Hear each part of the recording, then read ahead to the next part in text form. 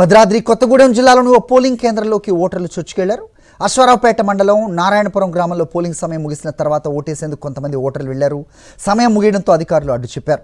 Polling కేంద్రాలకు వెళ్లకుండా gate అడ్డుకున్నారు. ఈ క్రమంలో ఒక మహిళకు ఓటు వేయడానికి అవకాశం ఇవ్వాలని కాంగ్రెస్ నేతలు మహిళను లోపలికి పంపారు. దీంతో తమకు కూడా అవకాశం ఇవ్వాలని మిగిలిన వాళ్ళంతా గేట్లో తోసుకుని వెళ్లారు. దీంతో ఒక్కసారిగా ఉద్రిక్త వాతావరణం.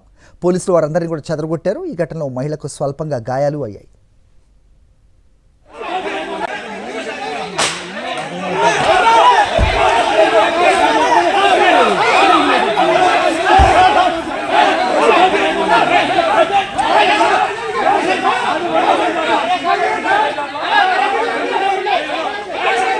భద్రాద్రి కొత్తగూడెం జిల్లాలోని ఓ పోలింగ్ కేంద్రంలోకి ఓటర్లు చొచ్చుకెళ్లారు.